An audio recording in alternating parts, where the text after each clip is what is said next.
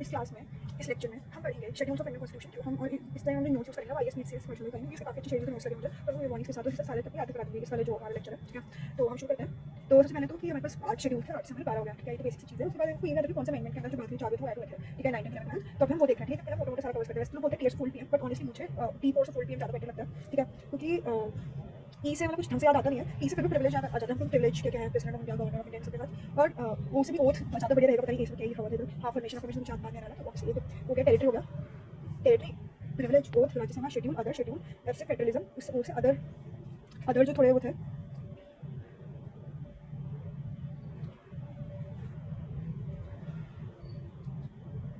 T force, O F, O,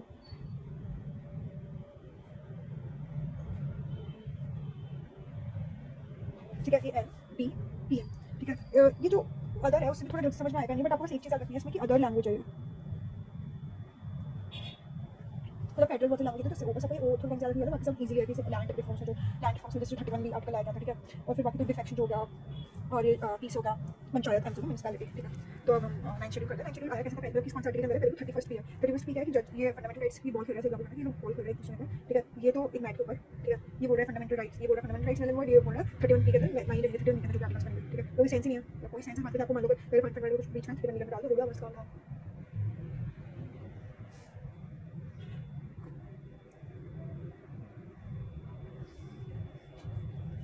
ठीक है। तो फर्स्ट अमेंडमेंट में आया था जुडिशियल रिव्यू हो सकता है इसका,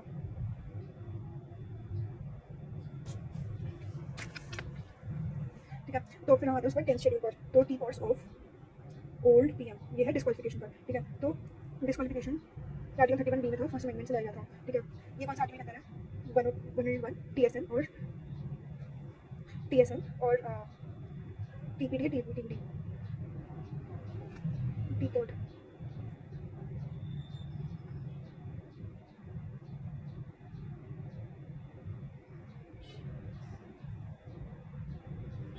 और ये हो गया टीएसएन टशन, टशन और टी कोड, ठीक है। तो ऐसा भी याद रख सकते हो कि कुछ लोग टशन में मतलब ऐसा था कि disqualification on the base of defection ऐसा था कि हम इन लोगों ने देखा कि इनके पार्टी के कुछ लोग मस्त एक शिप है, ठीक है। इसमें आराम से टी टी में बूट है, सॉरी, एक नॉर्मल सी बूट है, ये बहुत महंगी बूट है, ठीक है। तो इसमें आराम से बैठकर चाय पी रहे लोग, ठीक है। तो टशन से टी बूट, ठीक है। तो टशन से टी इन बूट,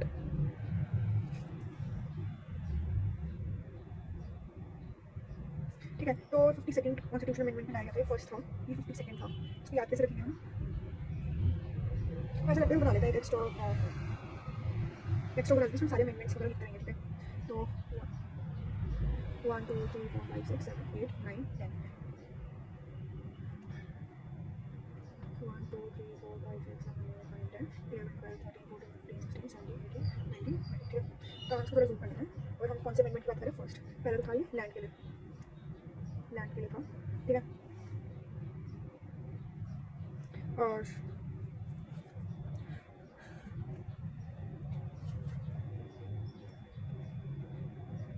तो ये हमारा लैंड का हो गया, ठीक है। अभी हम इधर याद करेंगे, उसके बाद हमको कौन से अमेंडमेंट्स वगैरह याद रखने हैं। ये 8 है, ये 9 था, ये 9 था तो फर्स्ट अमेंडमेंट में हो गया था, ठीक है। 9 तो फर्स्ट अमेंडमेंट में हो गया था। ये हमें 52nd, इसको याद रखने का तरीका 52nd अमेंडमेंट को कि एल और एन,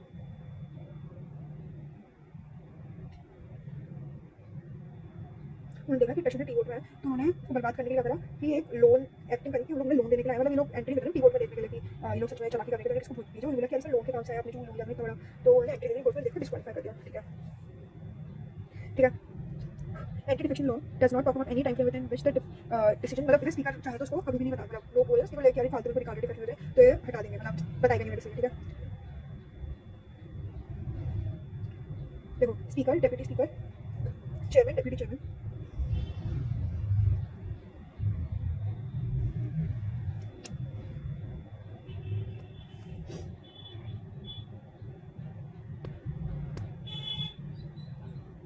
अब इसका जुडिशियल रिव्यू कर सकते हैं, ठीक है। ठीक है। तो हम लोग 10th शेड्यूल में क्या पढ़ा कि तो 52nd कॉन्स्टिट्यूशन में से जब लोन के बहाने, ठीक है, लोन के बहाने लेके कि टशन से 3 वोट पी है और चलाक से लोन वालों के बीच में देखा कि हाँ इस बात सही है, उसको डिफेक्ट कर दिया। बाकी तो ना जो स्पीकर डेप्यूटी स्पीकर है, ठीक है, स्पीकर स्पीकर डेप्यूटी स्पीकर और डेप्यूटी चेयरमैन, ठीक है, ये तो लिमिटेड लीगल है, बट जो वाइस प्रेसिडेंट है हमारा वो एमपी नहीं माना जाता, मतलब देखा जाए तो इस कारण से वो काउंट नहीं होता है इंडिपेंडेंट। जुडिशियल रिव्यू हो सकता है इस केस का, ठीक है, इसमें किस वाले भी जुडिशियल रिव्यू हो सकता है, ठीक है। उसके 11th शेड्यूल में आता है पंचायत से जो पावर है, ठीक है। 11th में हमारे क्या था, टी फॉर होल्ड पीएम, तो पी और एल, ठीक है। तो पंचायत में आर्टिकल 243 जी, 2 को क्या एन और एल, सॉरी एन पी या बी और 3 का एम पी एन।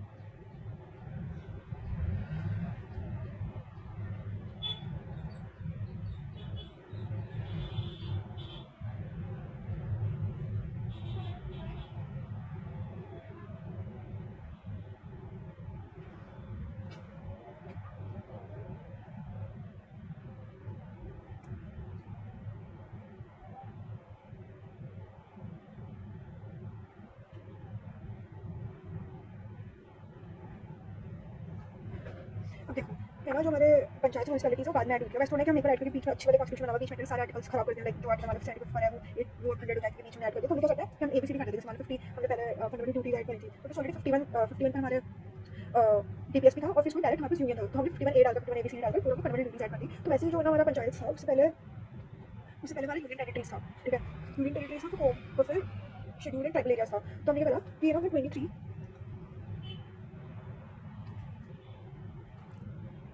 हमने अगर 243 और 244 करके उसके अंदर हमने सब जगह डाल दिया, हमने पंचायत डाल दी, ठीक है, अंदर 2 पंचायत डाल दी और म्यूनसिपैलिटीज डाल दी, पार्ट 9 और पार्ट 9A, ठीक है, पंचायत डाल दी और म्यूनसिपैलिटीज डाल दी और 244 में पूरी कोऑपरेटिव सोसाइटीज डाल दी, ठीक है। हमने करा हमारे पास पहले यूनियन टेरिटरीज थी, कॉन्स्टिट्यूशन में पहले यूनियन टेरिटरीज थी, 242 पर एंड हो रही थी, 243 पर हमने पार्ट 9 और ए और बी करके पंचायत डाल दी और म्यूनसिपैलिटीज डाल दी और 244 पर हमने पार्ट 10 करके कोऑपरेट पार्ट 9 ए और बी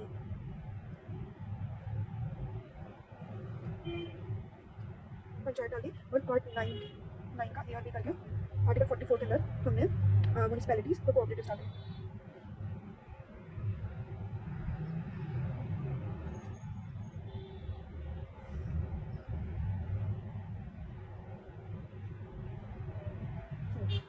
पार्ट 9 का ए तो हमने इसमें डाल दिया, पार्ट 9 का बी हमने इसमें डाल दिया। तो हम जो पंचायत की बात कर रहे हैं तो उसके अंदर हमने और उसको डिटेल में करने के लिए तो हमने जी तक है 243 जी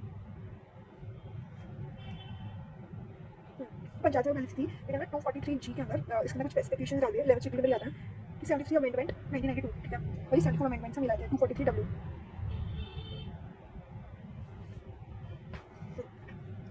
पावर से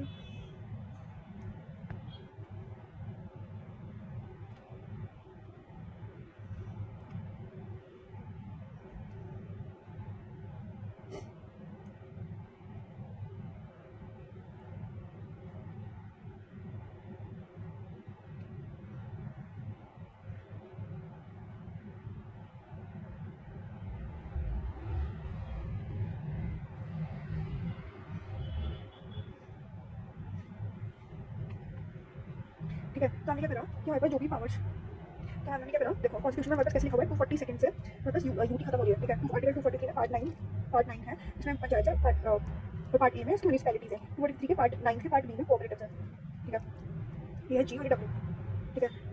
इसमें क्या था कि 73rd अमेंडमेंट से आया था और ये 74th अमेंडमेंट से आया था, ठीक है।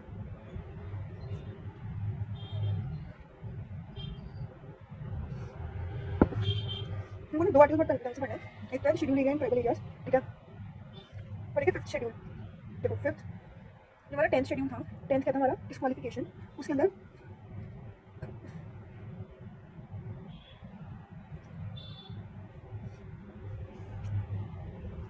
तो उसमें क्या लिखा था हमारे पास शेड्यूल 5 का था ट्राइबल शेड्यूल ट्राइबल एरियाज, तो उसके अंदर provision of 5th schedule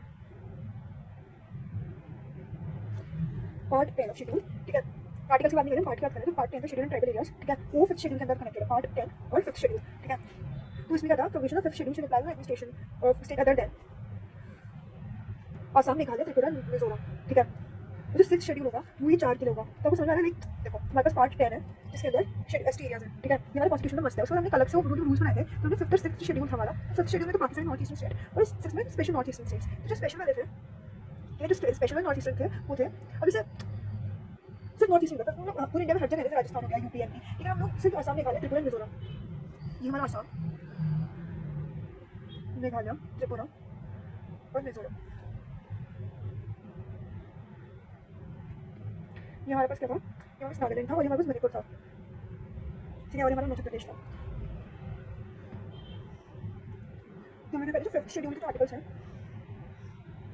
10 state कौन से हैं 5th के अंदर, कि देखो 10 स्टेट कौन से हमारे पास,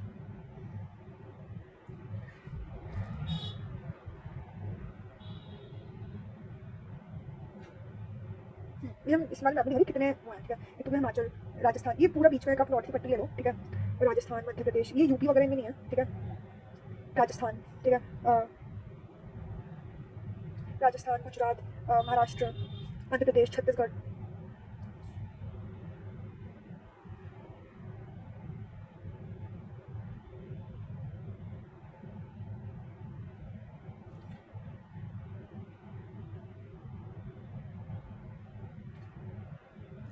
आंध्र प्रदेश, ये जो हमारा मैप है इधर तेलंगाना भी है, तो तेलंगाना,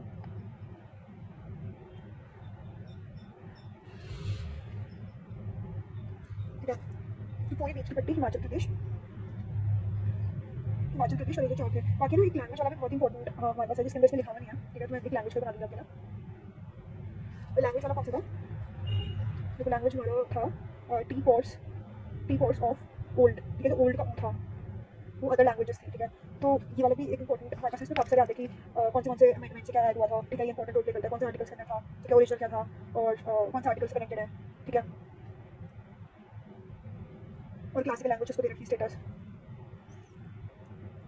4, 5, 8, 13। सबसे तमिल और पहले से थोड़ा याद रखो, तमिल को एक संस्कृत में थी वाली चीज़ थोड़ी सी कंफ्यूजन है, तो ये याद रखना।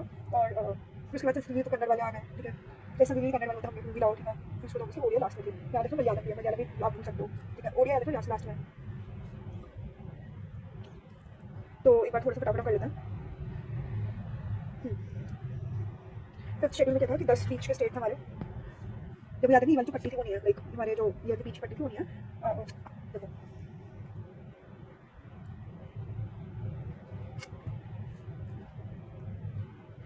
देखो हमारा राजस्थान है, देखो ये हमारे पास पंजाब, हरियाणा ये सब नहीं है। जो ये जो था ना वो प्लस हिमाचल प्रदेश, ठीक है। हिमाचल प्रदेश की क्या रखने की जरूरत है आपको, और बाकी ये जो स्टेट्स हमारे, ठीक है। आसाम, मणिपुर, त्रिपुरा, मिजोरम, ठीक है।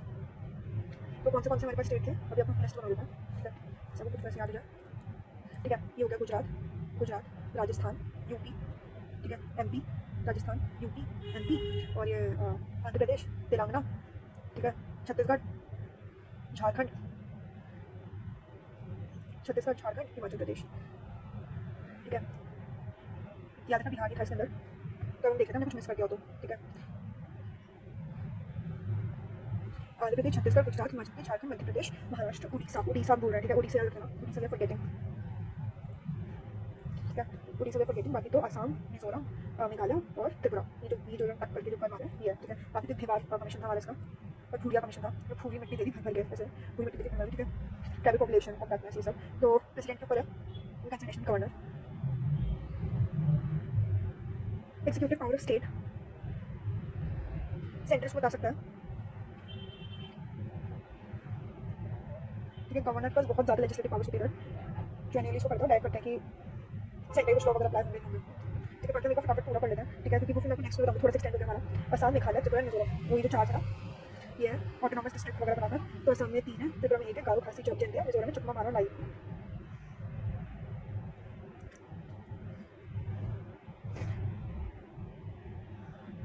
तो हम लोग क्या करा था कि वो ये प्रिविलेजेस किसी के एग्जीक्यूटिव नॉमिनल हेड थे, ऑफिस ऑफ स्पीकर्स, ठीक है। जो सारे जो speakers, chairman deputy Lok Sabha, Rajya Sabha, यहाँ तक कि स्टेट्स के भी काउंट होते हैं इसमें, ठीक है। स्टेट्स और सेंटर दोनों स्टेट चीज़ लिख लो, office of both centre and states. बाकी तो जज of supreme court, high court दोनों, ठीक है। और बाकी जो पैसा कंट्रोल करता है उनके, ठीक है। बेसिकली सारे जो नॉमिनल टाइप है ना, हेड ऑफ नॉमिनल, ठीक है, गवर्नर और ये सब, office of speaker centre states, जज ऑफ सेंटर स्टेट्स पैसा कंट्रोल करता है, ठीक है। बाकी तो ओथ एंड सीक्रेसी,